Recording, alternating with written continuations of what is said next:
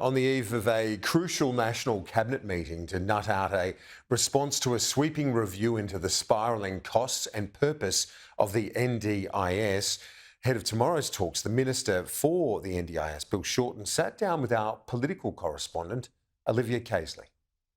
Minister, thanks so much for sitting down with me today. The NDIS review will be released this Thursday.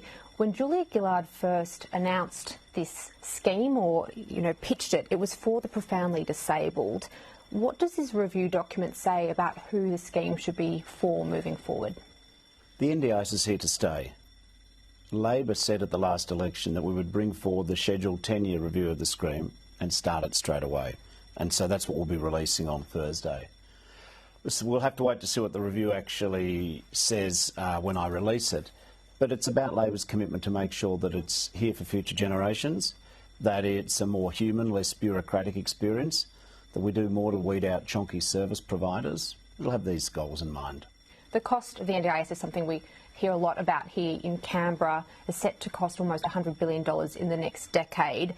No one's denying how important it is, but at the moment there are criticisms or concerns that the supports aren't necessarily available there for participants, or not having the best experience they possibly could, and then also that it's not sort of as effective for the taxpayer as it should be. With that in mind, you're going to have to make some tough decisions here. What shouldn't be included in the scheme? Do you have any ideas around that?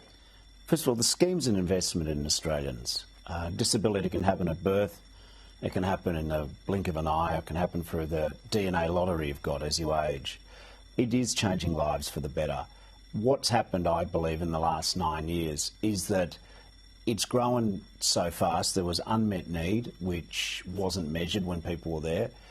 More kids are needing the scheme than was previously expected. And, of course, there is some waste and, I think, inappropriate and unethical behaviour by some service providers. I think the review will just work out how we can make sure that it is, as I said, a more human system, less bureaucratic. A lot of people complain it's too bureaucratic. We want to make it transparent, equitable. We want to make decisions consistent.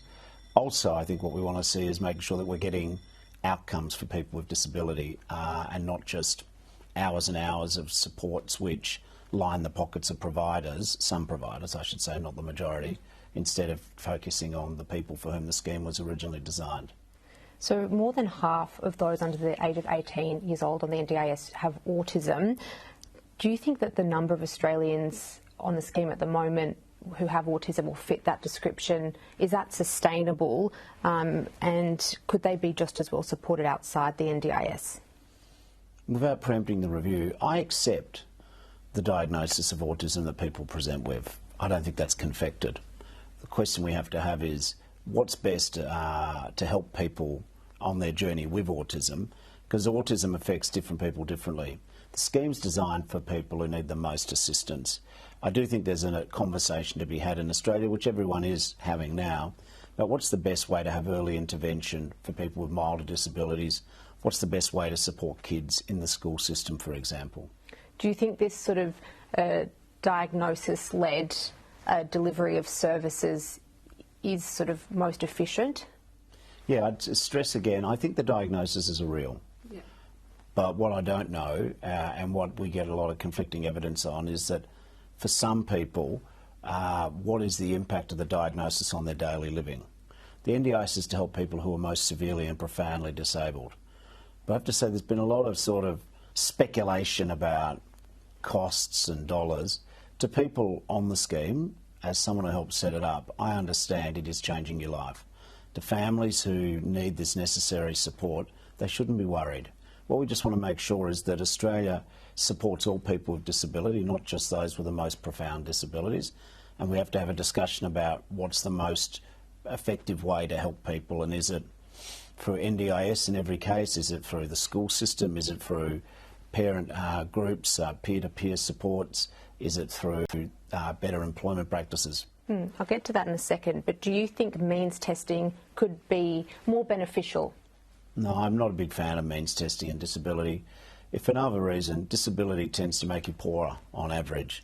I think the proportion of very well-off people who would be affected by means testing is very small.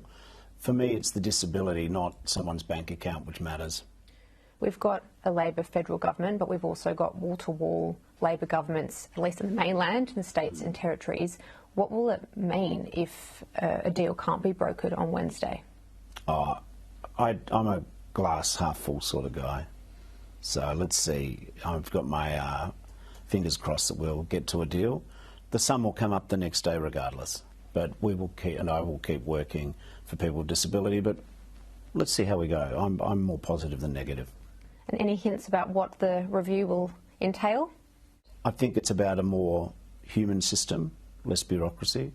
I think it is about seeking more consistent quality outcomes from service providers. I think it's about people putting people for whom the scheme was designed, putting their interests first.